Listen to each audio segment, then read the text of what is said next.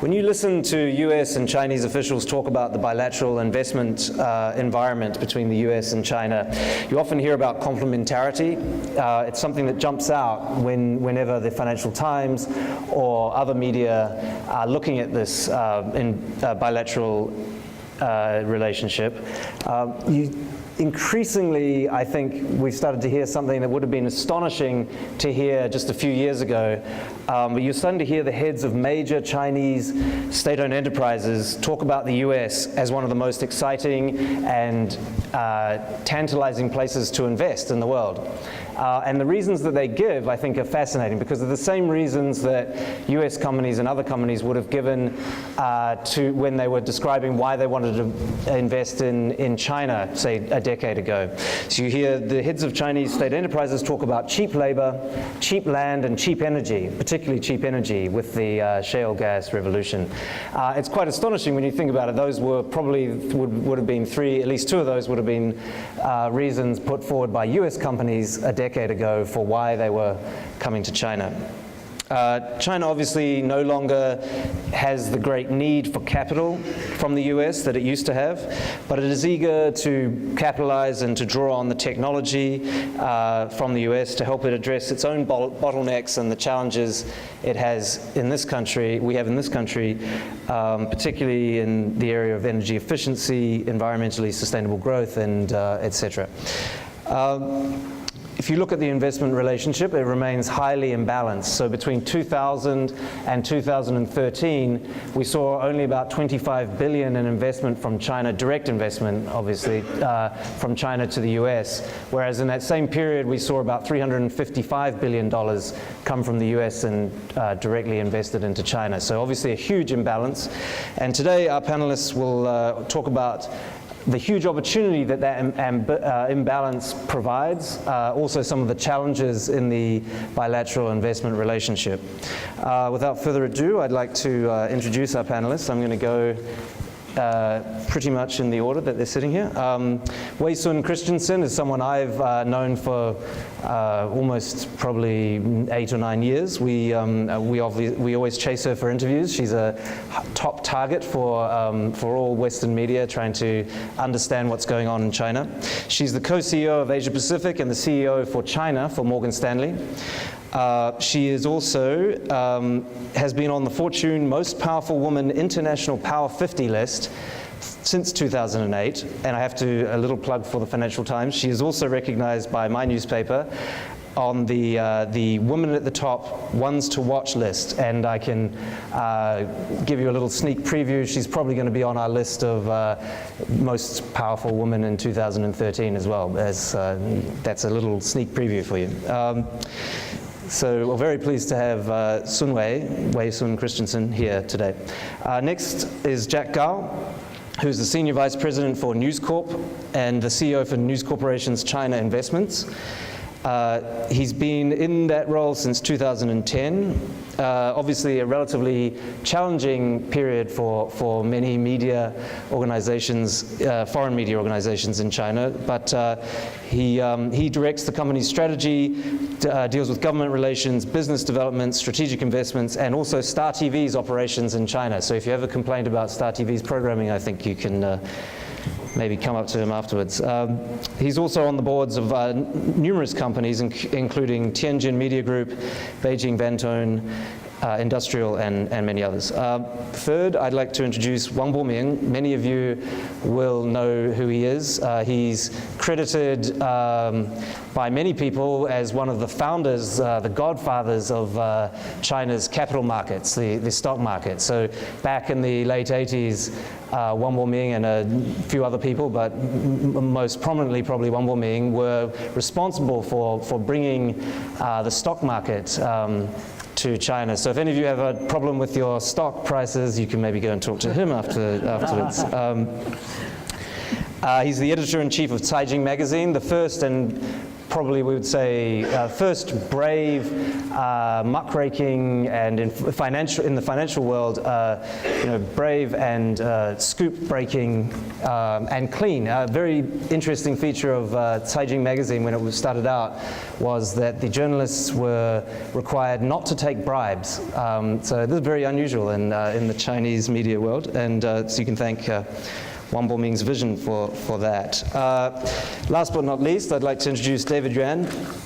He is a partner at Redpoint Ventures and has been the head of Redpoint China since 2005. He's currently a board member of numerous companies, including Supertool, Domob, iDreamSky, and several others. He brings to Redpoint Ventures over 20 years of entrepreneurial operation and investment experience with a track record of building tech companies in Silicon Valley, Asia Pacific, and particularly in China. So very distinguished panel, the reason I'm here. But I'd like to first turn it over to Wei Christianson, and she will give some remarks on how she sees the bilateral investment relationship at the moment. We're going to be a bit broader than just innovation and technology. We will address it, but I've asked my speakers to just go and talk more broadly on the topic of the bilateral investment relationship. So, Wei Christianson, please. You can sit there. Yeah. Thank you for that very generous introduction. It's a great pleasure to be here. MA has been a very topical matter for people to discuss for the past 10 years. But if you look at the business in terms of the size, 10 years ago there was more talk because the entire MA market in year 2003 was only 3 billion. Comparing to last year, the size of the MA market is 57 billion, and this year to date, is already 50 billion. I think right now we have seen a lot of activities across borders, and with the risk of simplifying it, I'd like to give you some ideas in terms of the sectors that the people have been focusing on for the past 10 years. From 2003 to last year, people are very much focused on energy and power. That's the #1 most popular sector. The second one is materials. And the third one was financial institutions, as you can imagine. And this year, the trend has changed slightly. The first two remain the same. So energy, power, material. But the third one, these financial sectors has been replaced, as you can guess, probably by consumer staples. So consumer sectors become very popular, and in particular, I'm sure a lot of you have noticed that China Shuanghui has completed on the 28th of September the largest non-oil and gas, non-energy transaction in China ever, 7.1 billion acquisition of Smithfield. And this transaction actually went very smoothly and was well received on both sides. And that was actually a very big landmark transaction, and we obviously acted as the sole advisor and also financing bank for that transaction. And also in terms of countries, so where are these the dollars, the Chinese monies go in terms, especially the outbound transactions? The first, again, you look at this year because of the transaction that I talk about, the Shuanghui, and also there are transactions in the oil and gas sectors. For instance, CNPC has acquired Kazakhstan oil fields, and that was a $5 billion transaction. And also PetroChina also acquired INS Mozambique in Africa. So in terms of geographical focus, this year, US is #1, and followed by Australia, and followed by Kazakhstan. And if you look at it from year 2003 to last year, the focus, geographical focus is quite different. The first country is Hong Kong, followed by UK, and then Australia. But if you look at the acquirers, so who are these people that are acquiring? I'm sure that majority of the transactions, as you know, without me telling you, they are state-owned enterprises. But we see increasing number of private guys start to come into play. And I'm sure, David Yuan is going to talk about that, especially in the technology sector. But however, I think if you look at the breakdowns of the state-owned enterprises and the private guys in terms of deal size, the majority of the big deals are done still by SOEs. Out of all the deals done by SOEs, 30% of these transactions are over $1 billion US in size.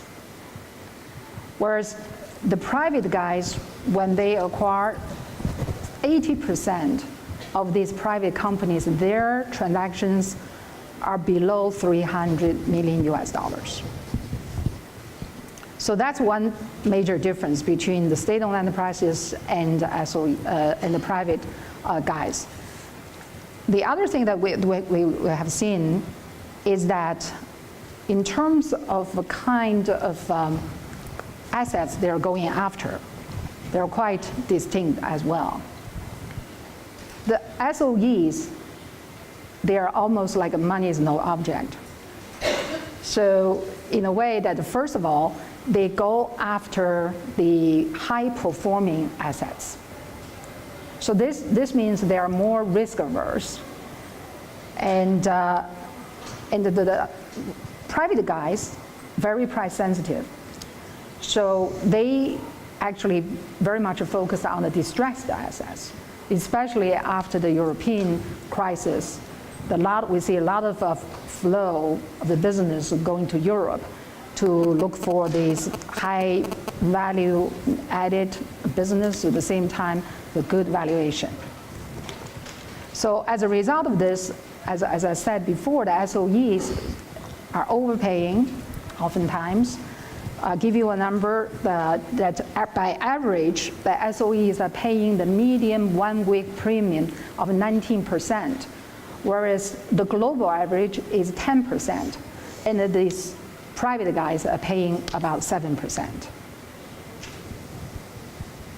So going forward, where will be the hottest sectors that a lot of M&A transactions are going to go? I mean, first of all, we continue to believe that the urbanization and also the big investments that made by the government, and then also the wealth creation of China and the growth of the companies, and also the state-owned enterprises have reached the stage of their development that need the global expansion. So all of these factors will drive continuously a very big trend of outbound M&A activities. We continue to believe that oil and gas sectors will be the number one sector. Despite the fact that the government, I think, recently have asked for the focus on innovation and technology and also commerce. But I think China, in terms of demand, oil and gas are going to be huge. By year 2020, the demand for oil and gas will triple, despite the government's initiatives of trying to be more energy efficient. And another sector we see, obviously, is going to be consumer, because China has all these people, and this is a sector. There's especially when China is going to become driven, Chinese economy driven by consumption. In the longer run, it's already 45% of the GDP now, as opposed to 35% of GDP a few years ago.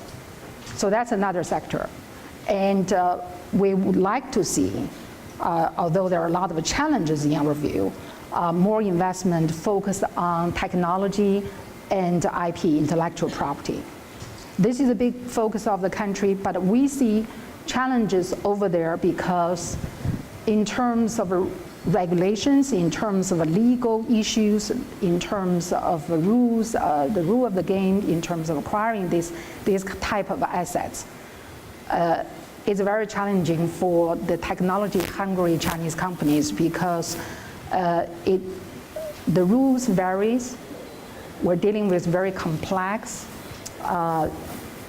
geopolitical environment, and also we're dealing with the lack of expertise and understandings of complexities of these issues, and also the enforceabilities of these rules.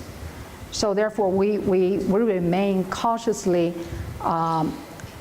in a way, very cautious about the prospect of the technology investment, even though I think it will be a great thing for China if China can really start to, put money in that sector. Great, thank you very much. I might pass it on. We want to leave some time for a bit of discussion at the end and hopefully some questions from the audience as well. So I'll pass it on to Jack, but ask you to keep your comments maybe not too long. Sure, will do. Thanks, JAMIL. Thanks for your introduction. Actually, I came back to China in '94, almost 20 years ago, after about 10 years in Los Angeles. I used to run Microsoft as a Microsoft China president. Now I work for News Corp in my year 8th. All I feel like the longer I'm spend time in China, the less I could say understand it. And it probably is not qualified for the topic today, but more like from micro operational perspective, what I learned, the observations I can share a little bit with all those years I've been used to being the US firm regional head. In general, I feel like I'm luckier to be here. One part was like all the way to the experience, the enormous technology change, which completely changed China. So one side, I think everybody enjoyed. At the same time, they really enjoyed to sit in the front seat, really to look this historical drama, to see how the China crashing its way into the world, become from nobody become a powerhouse, and no role model, no prescribed solutions, or no one to intimate to how that evolved during these years. So when as one of the multinational operations being had to run the operation here, so what we learned, we pay a lot of attention to the political trends and the priorities of the governments, so that we can find how our business fit within those, so that we can take advantage of it. So what we learned from that perspective, it's harder to tell exactly how the steps the government move. Sometimes they move forward 3 steps, backward 2, and depending on which time you're looking at it. So I think we really learn a lot from this cross the river by failing stone steps. So from the US firm, it's harder to have like a longer plan because you're so hard to tell which direction we jump. You can't see the stones. So what we did, primarily we learned to try to be flexible, timely, and have a few plan A, plan B in hand if that needed. I will learn a lot from that perspective, from their trial and adjust process. The second part we learn a lot, we struggle quite a bit actually. It's harder to have the black and white legal structure of this country. And so our legal guy had a much tougher job to never get a clear picture to present to the corporate folks. That's how the China look. This can't. Because overall, if you look at the overall the country, there's a cracks between the unmatched political and economic system. And we always try to find the migrants cracks in the half-reformed system to see how that thing can be done. If you look, economy goes so fast, much faster than the state system or state law. And there will be something called vertical regulations, 条例, which is the fit in the vertical industries as exceptions. Then you go to the region, you have local policies we call 土政策, which also exceptions because of the region. So when you have the 条例 and 土政策, you can match them together. You just kill your legal guy to give you a clear picture. But if you look at all this regulation, all that stuff as a solid concrete wall, actually there's all legitimate hole on it. Some of the hole is purposely left. So if you really have the good sight, or you understand the system, as actually as it can take that as your advantage of the system when we're doing things. And another piece was how we looking, what opportunities we spend time or money on. So look at this economy took it off for those years, basically two engines. One engine is a political, or the system reform. One engine is a technology revolution. And for each of those, we always look at where the opportunities are, like such today for reform, the new three sectors from the media entertainment, the healthcare, and education, which is sort of like a new virgin land of industry to be reformed, which will create new opportunities. The bad news is those like media entertainment, so there's no such even the business as like a Western country that has, but it grows rapidly. At the same time, the technology really changed this sector, such as the media sector. The conventional media primarily upside down, but all this new thing happens. So every day in the morning, as a customer, we're so excited to see the new apps come up. But at the same time, as an industry guy, we're scared like hell because our business model is screwed by the new apps. And blog came out, it completely changed the media, the game, especially in China. And then followed up with the microblogs and WeChat, now the apps. So that part was really create the change of the format of what we had. Actually, that's created an opportunity for us. So we're looking for both engines. We more or less focus ourselves to the specifically the entertainment world, which we did for film, and you already saw that. And from industry perspective, after clothing, food, housing, traveling, so every economy went through that same process. After that, the big one jumped. Chinese call culture industry. We call media and entertainment. And it jumped up dramatically from almost ground to the sky. So that part basically is what we strategically looking at that sector, such as the film industry, which already reflect. Let's make everybody in Hollywood crazy about this market at this moment. Overall, I think we are, we feel a lot of work to do, but we feel there's really hopes here. So China in general, myself feel like it's frustrating yet rewarding. But never expect China is actually westernizing, actually as modernizing by its own pace. Thank you very much. And Wang BOMING. Okay, thank you. Jack was talking about all the hustles doing business in China.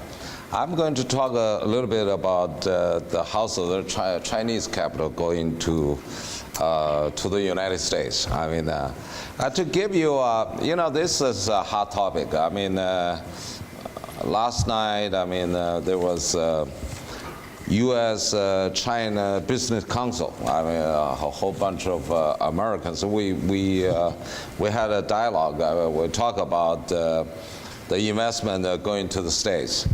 You know, the bigger picture is this. I mean, recent years, I mean, I think in the past recent 7 years, China's outbound investment is really dramatically increased. I mean, roughly 50% per annum increase. Even the last year, 2012, when the whole global investment cross-border dropped, but China's outbound investment increased like 17%. So it's if you average out for the past 7 years, it's like a 50% each year growth.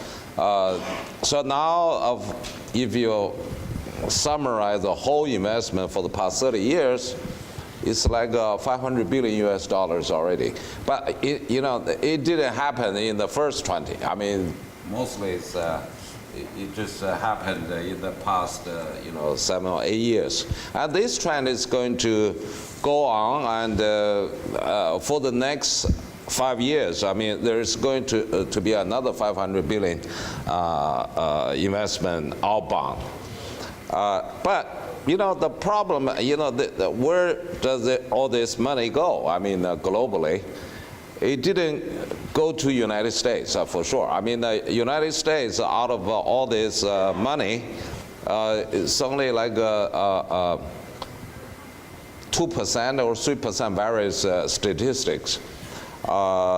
Less than China's outbound investment to Latin America, less than the Chinese outbound investment to Asia. The biggest chunk of this money went to Europe. I think for whatever reason, Britain is the very big recipient of China's outbound investment. So the problem to the US, I mean, a whole lot of people complain about CFIUS. I mean, you know, like Madame Sun, she was talking about, yes, I mean, a whole bunch, I think 70% up of this outbound investment is done by SOEs. Then the US, I mean, I think it's ideology or whatever. You know, it's sensitive to SOE investments. So there's for security reasons and this and that. I mean, they just so frustrated. Last night, the chairman of CIC, he was complaining about, you know, just all sort of, when they take up a stake of like 7%. 7% is a minority investment. They're not involved in any company's day-to-day operation. They're not even on the board. But somehow they were required to fill out all the forms, you know, went through all the scrutinies. I mean, so they say, okay, what we can do is we don't go to United States, we go somewhere else. I mean, for the US, let's say, we and Madame Sun, we were in a group, you know, create a dialogue platform to facilitate China's investment to the United States, not anywhere else, because Europe is okay, Latin America is okay, but the US, China's investment to US, it is in trouble. We were talking about China's direct investment into infrastructure, because US is a country, since this committee of 100 is the US, right? The US, the whole country is aging. I mean, it's built up like after the war. I mean, so it's already 60 or 70 years old. I mean, so the road, the hospitals, the airports, you know, they all need to rebuild, you know, just, but infrastructure, you need a long-term capital. I mean, and not terribly lucrative, I mean, in terms of returns. But China is ready, I mean, like Import-Export Bank, they're ready to do that. But somehow, when they go through the process, they feel so like a jackal doing business in China. For those guys to invest in the United States, I mean, they feel a lot of hassle in the process. So we probably need like a Morgan Stanley, you know, there's an investment bank to really lubricate the process. I mean, I think somehow something has to be done. I mean, to this, to smooth the way for the Chinese capital to go to United States, because it's totally not compatible with the size of this China and the United States, which is in the trade terms, it's already 380 billion. I mean, last year. I mean, that's the biggest one after another in the world. I mean, so. I think I'll stop here. I mean, needs work. I mean, the investment to the United States. Great, well, thank you. David, would you like to? Yeah. So good afternoon. So I'd like to share some of my perspectives on technology investment, since this panel was originally going to talk about technology investment. So my background, I work for Redpoint Ventures. We are a Silicon Valley-based venture capital firm We have been around since 1999. The firm's history really traced back, pretty much the since 1970s, the beginning of Silicon Valley. So we have seen kind of the history of technology innovations happen in the United States, in Silicon Valley in the last 30 years.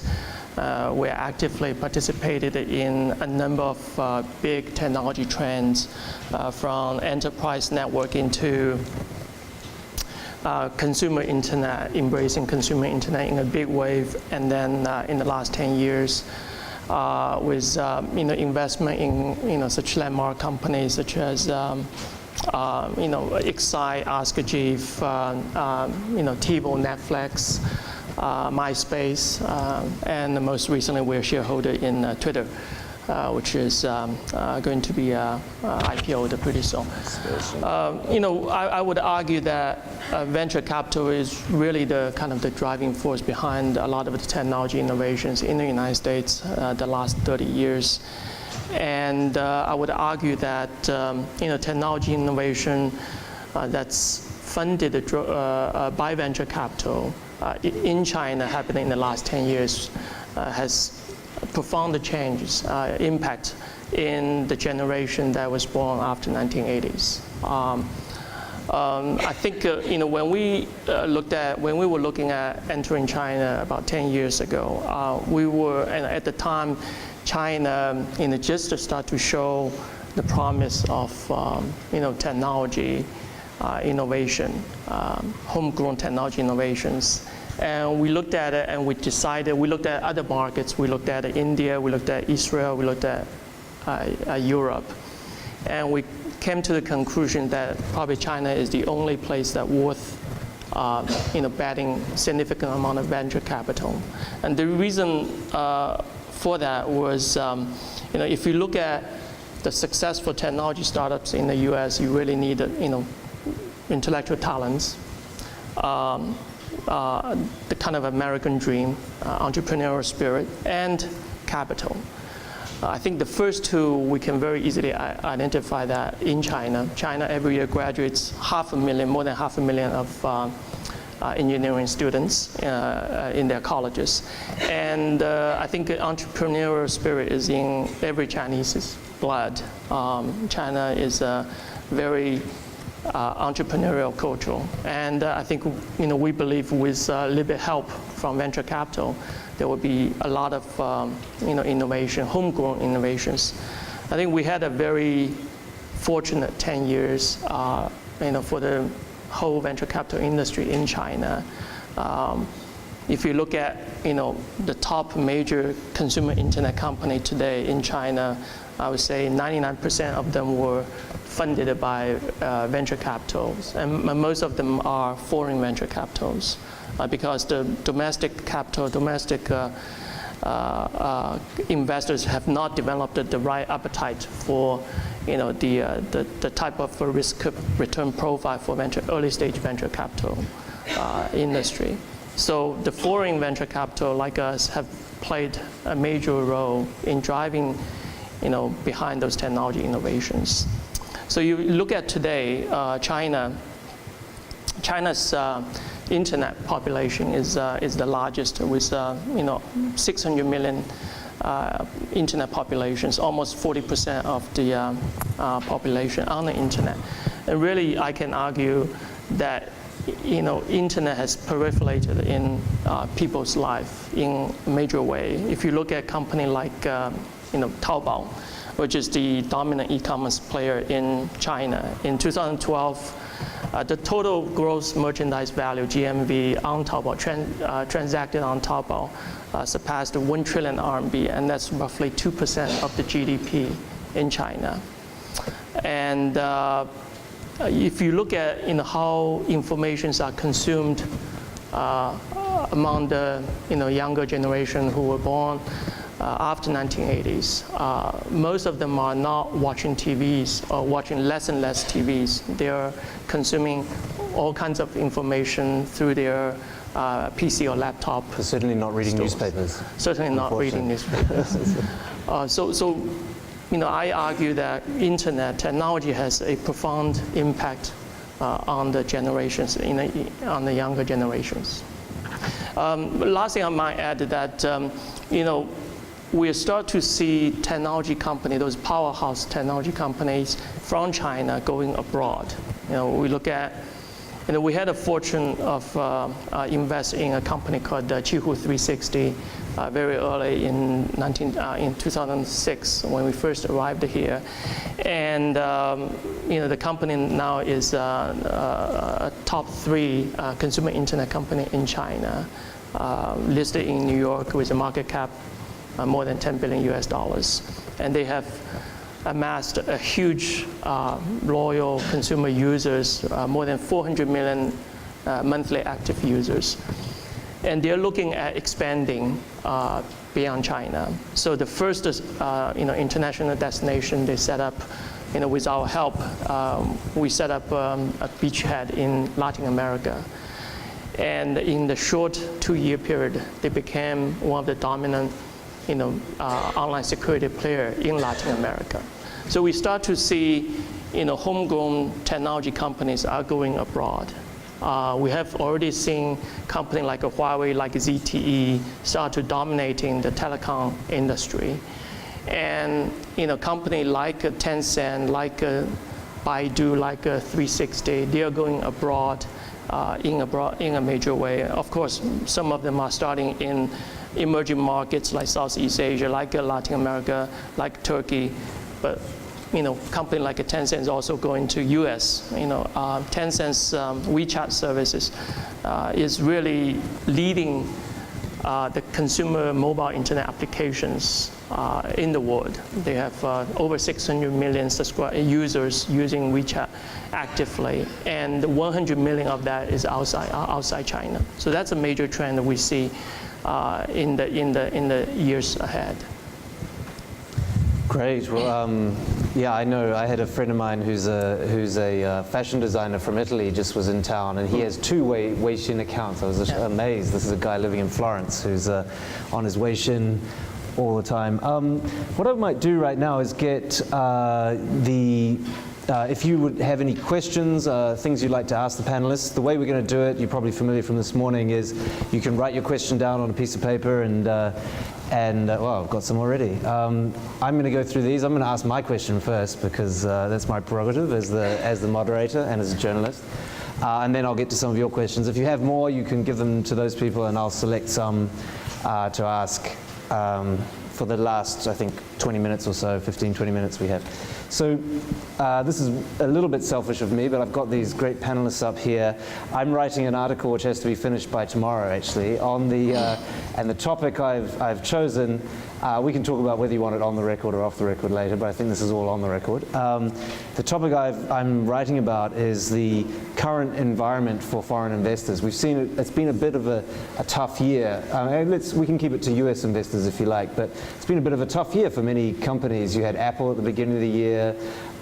You had Volkswagen and Apple around the Consumer Day. You've had some of the pharmaceutical companies, some of the baby formula companies. So I just wanted to maybe ask, I might start with Jack, and maybe David, you guys could give me a sense of, do you think it's getting better or worse for US investors or global investors in general in China at the moment? No one wants to answer that. Well, just for our specific industry, sure. Which is completely closed, non-reformed until very recently. So from that perspective, we look, is it getting better actually rather than the other way? Especially when President Xi visits the US, and from the film industry, he increases the quota of imported film, as well as a portion of loyalty from the film. Actually, the industry actually booming dramatically, which give the industry a big boom. So now there's Hollywood, almost every piece of the movie value chain excited what happening in China. And last year we had a great year here for imported movies, like a Titanic 3D, An Lee's movie, Life of Pi. We had the dramatic box, probably the first time ever in history. The box office in China is bigger than the US. I think it's the box office for titanium bigger than anywhere. So from that perspective, actually, it's getting better from from the entertainment side of it, which had never have the opportunity. In terms of this actor, we need a lot of work to do, even work with the Chinese government regulators in terms of the intellectual property protection. For the movie business in US, probably a quarter or less, the return of the movie project, the income, ROI, from box office. Everything else from the IT to the consumers, which would probably never be the case here. So all the movies returns from the box office, nothing else after, meaning that system needs to dramatically improve and challenge to change. So overall, we're viewing the the investment environment from the entertainment field as promising. And so we're pretty much excited about it. And we really didn't do much in the broadcast TV in that much area. David, you were talking about the last 10 years and how it's been such an amazing opportunity. But what's it like right now for you and VC firms? And I think I would echo what Jack has said, that in particular for the sector of internet media, that space, that's really been a trailblazing experience for a lot of the venture-funded company. You look at different form of new media, whether it's portal, whether it's online video, whether it's most recently social media. Although Facebook and Twitter both were not accessible from China, but they are kind of the Chinese equivalent of the Facebook and Twitter services, and both have been flourishing in the absence of Facebook and Twitter. But I think although from a legal standpoint of view, foreign capitals are not allowed to invest directly into media-related company, whether it's internet or on TV. But fortunately, the lawyers have come up with very creative ways of circumvent that restriction, and foreign venture capital like us have been able to invest in those new form of media companies. You look at, as I mentioned, online video and social media, they all have a foreign direct investment in those things. And if you look at, for example, social media like Weibo, like Weixin, particularly Weibo, I think the stuff they're allowed to publish or discuss or socializing is actually very, very open. I'm almost very surprised that they are allowed to a certain degree. Of course, from time to time there are restrictions and stuff put up on there and gotten taken down. That happened. But I think I would argue the investment environment in general has been pretty favorable to us venture capitalists. Great. So I'm going to take a question from the audience. This is for all speakers on the panel. So anyone who feels like jumping in, you're welcome to. This person is asking, how do you address the perception that there's a bias against Chinese investment in the US? Maybe something Wang BOMING would like to talk about.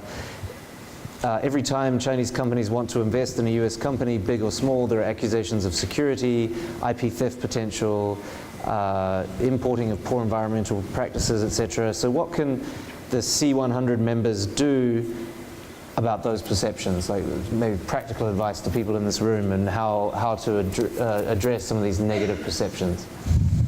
Well, I think quite a bit of it relates to perception. Like Sinuk, when they tried to take over, what is that? Unical. Actually, it's a lot of noises from the Congress.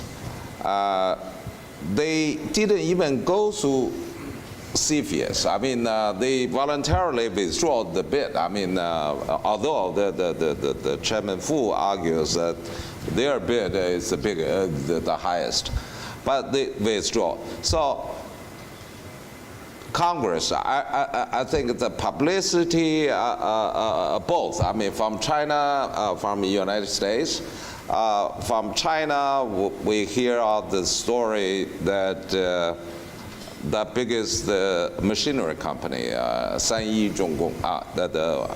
I met this guy last night. He was, he's now suing Obama now, because he invested some $20 million US.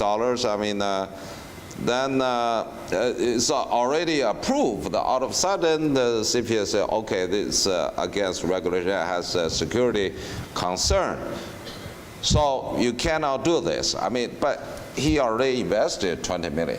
So he's suing Obama, not that he's trying to get that 20 million back. I mean, he's saying, you know, he just threw away that 20 million. He just wants some justice out of this. So then there's Huawei, you know, all sort of cases.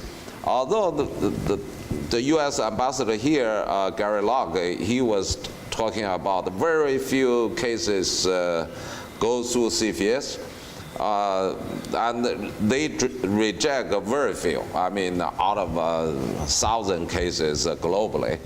But somehow, it's just bad luck for China. A couple of benchmark deals that got rejected, that got the press was covered here. So that made people, you know, when they try to make a decision to invest in the United States, they sort of hesitate. I mean, they want to think twice, I mean, before doing that. They feel Europe probably is a better destination, Latin America, because a whole lot of investment outbound from China is relates to resources. So to answer whoever in the audience, I mean, whatever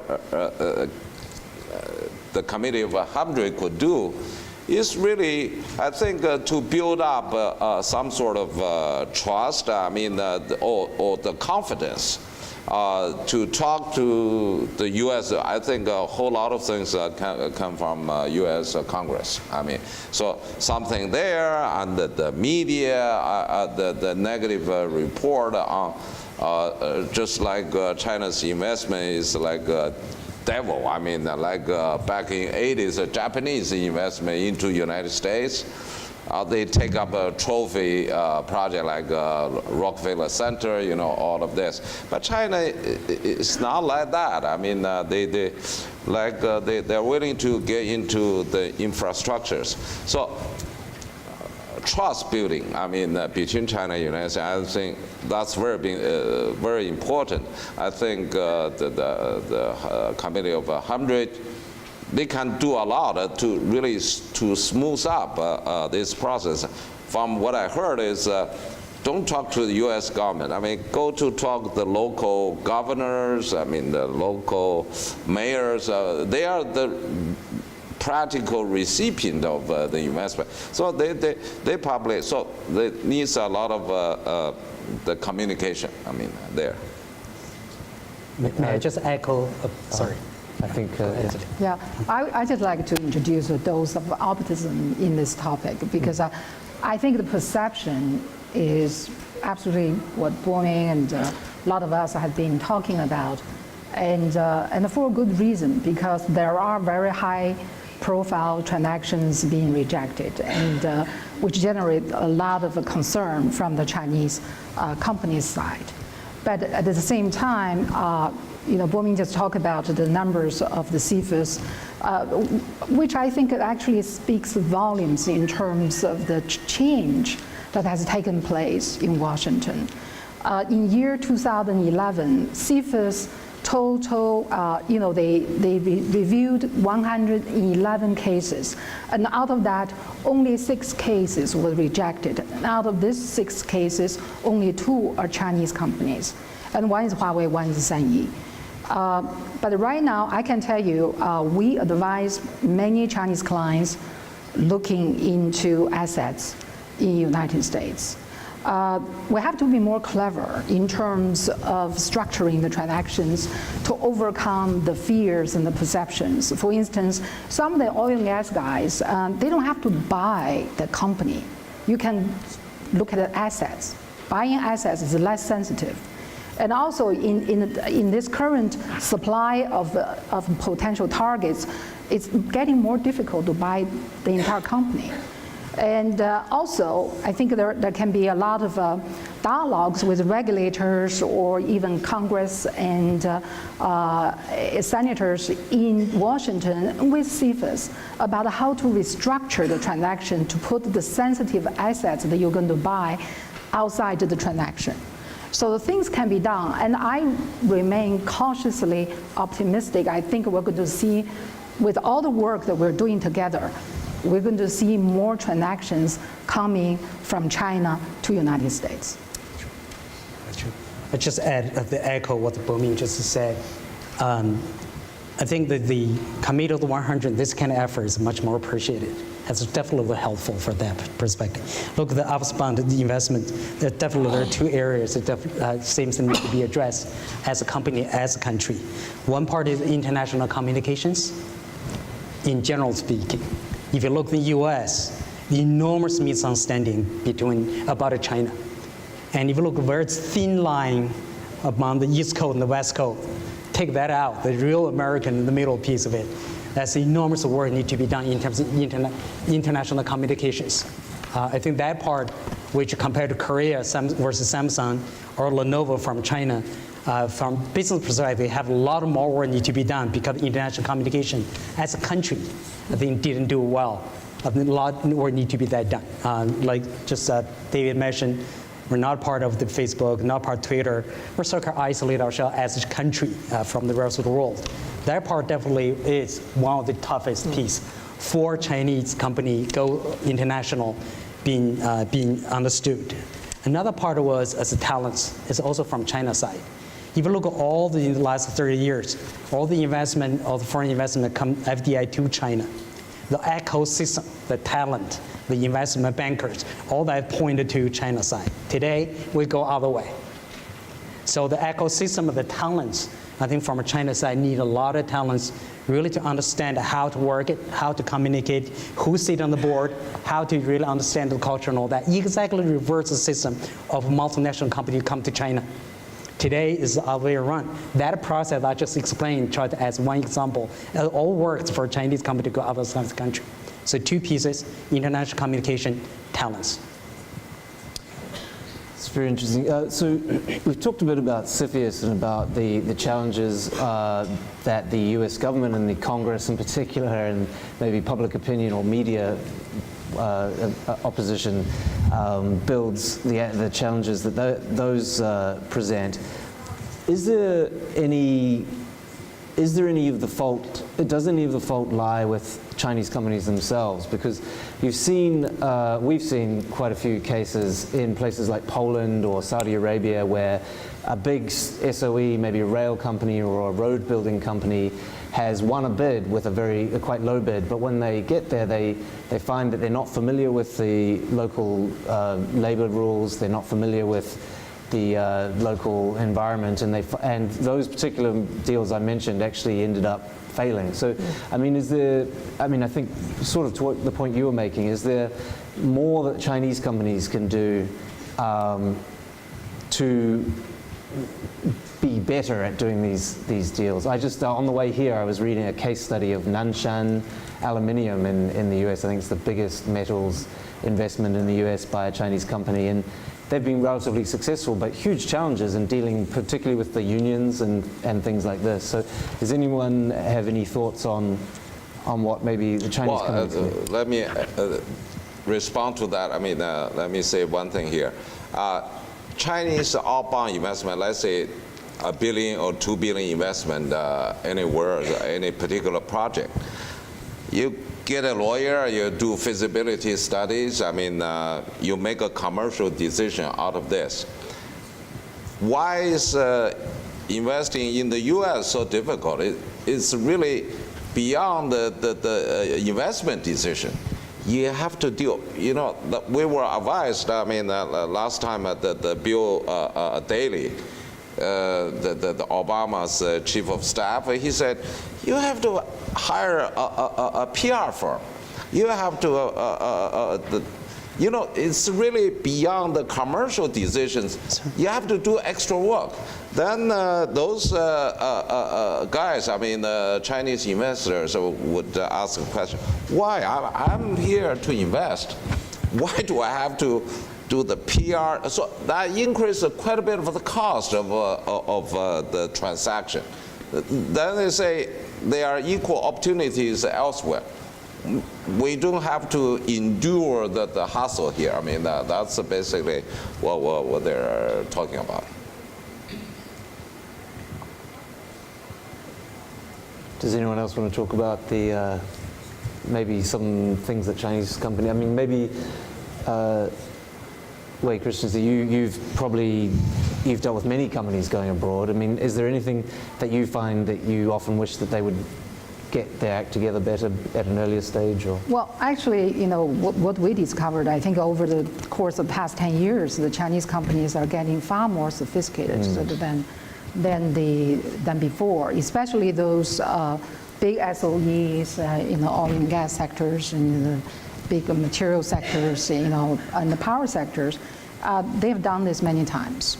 So they've built a very professional and a big team focusing on that. They know all the banks and the specialties of the banks and the law firms, etc. And I think the fact that the Chinese companies sometimes fail more often, or oftentimes they fail more often than the other companies doing outbound transactions, that have everything to do with a very complex combination of factors. I mean, one thing is there is a fear, general fear towards Chinese companies. You know, if the Chinese companies come here, they pay more. We've seen situations they pay more on the table. They put more on the table. But the target company may say, okay, what does it mean? I have to coexist with you after the acquisition. And am I going to become a partner of a Chinese company? What are they going to do? Are they going to control me? Are they going to kick me out? A lot of fears relating not to the negotiation process, but after post-merger management and strategies and the marriage itself. So there is a fear, number one. Number two, despite the fact that the regulatory bodies, the SAFE, the NDRC, and the MOFCON, they have really changed. Their process is streamlined and very, you know, quite efficient, I have to say, nowadays. And you have people also there working, have a very sophisticated view of the sectors and the companies, who can do what. They coordinate these transactions. But despite all of that, it is China that requires all these approvals.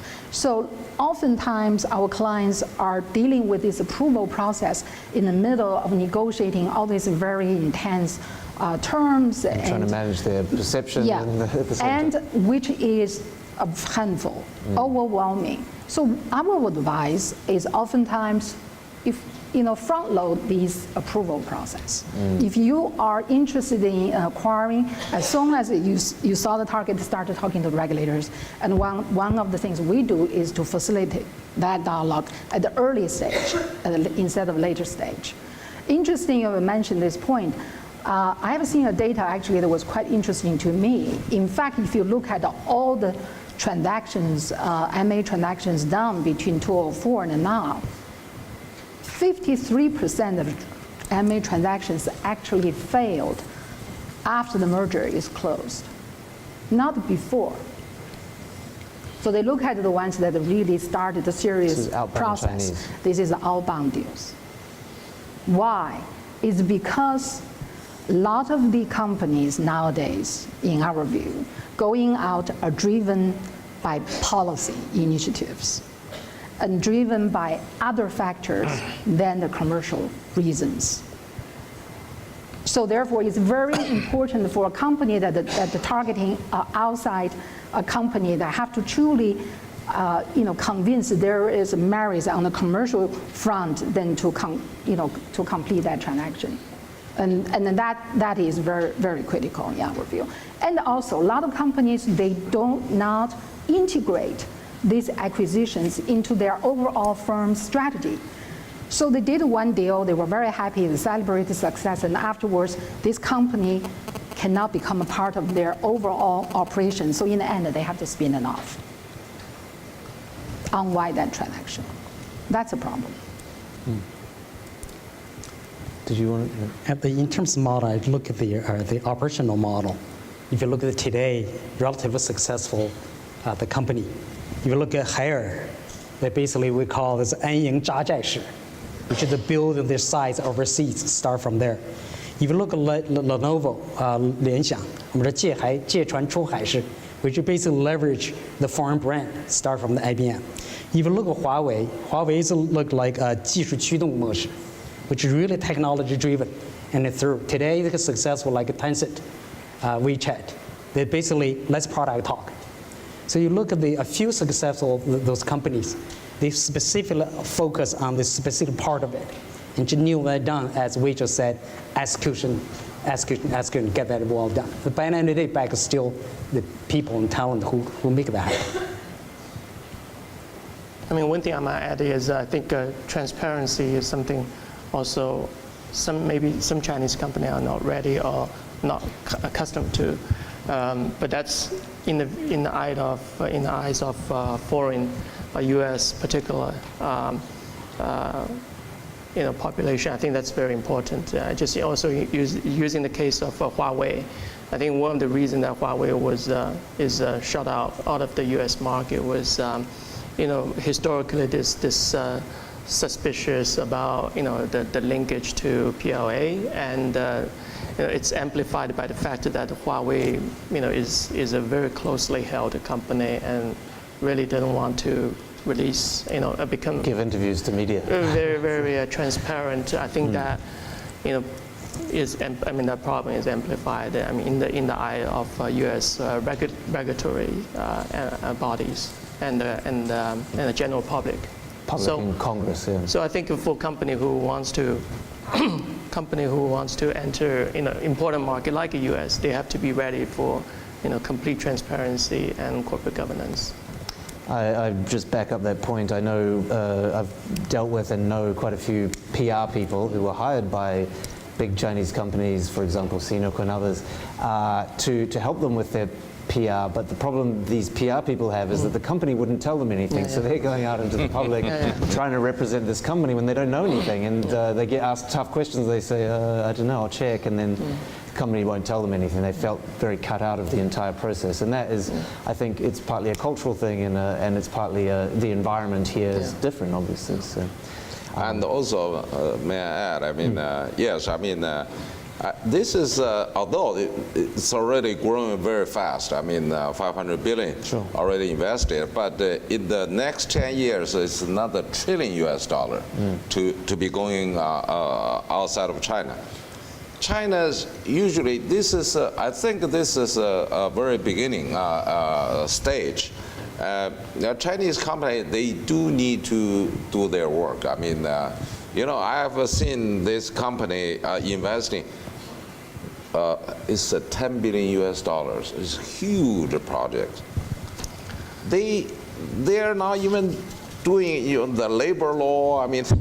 It's quite a bit of thing. They thought, we could shift Chinese labor, which is cheap, to a country that that would reduce the project cost, to a minimum, and so they could make a profit.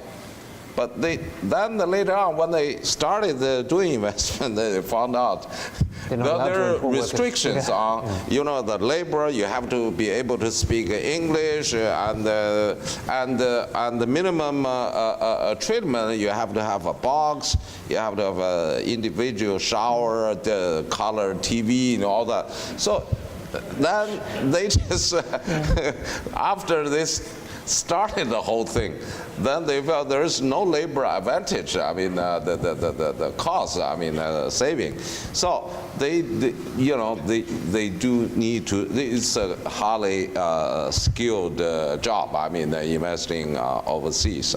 So you do need guys like probably Morgan Stanley. I don't want to advertise for you. Thank you very much. Thank you, panel. You really, truly, this illustrious group has brought to us lots of information, very encompassing, and at the same time, very insightful. And let us, the Committee 100, let's just exercise our prerogative here to do a lightning round. Just one question, quick fire. If there's one industry that is worthwhile to watch in the next 5 years, what would that be? David Yuan. And then we'll take rounds. Everyone will have a chance. No. To us, obviously, the film industry, because we're excited about it. Okay, great. For inbound transactions looking into China, I would urge people to look at the tourist sector, because China has produced 80 million travelers last year.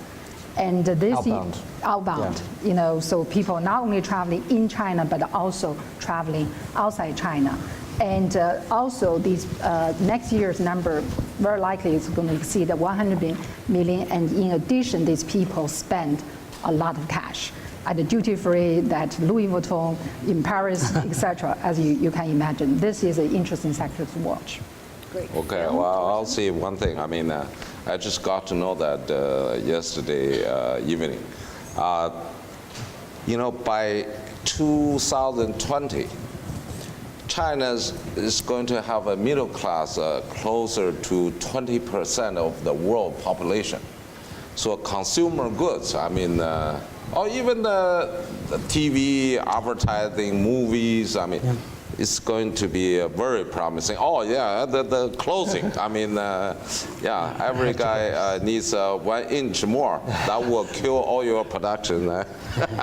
Anything else, Trent? David, you. I think as a firm, we're very intrigued about the intersection between internet and education. I think the promise that it can bring to the whole society. I think everyone has a deep concern about the education system in China, and I think with modern technology like internet, that could bring real changes to the whole education industry. Since nobody's covered it, I'd just like to say what I think. I think that if you look at where the great bottlenecks are in our lives, it's clean air, it's clean water, and it's food safety. For me, the places where the greatest opportunities lie, not just in China, but in the whole world over the longer, medium to longer term, it's got to be cleaning up the environment and providing all of us with breathable air and drinkable water. So I think that's where the great opportunity lies, especially for American companies which have great technology in this area, and Chinese companies.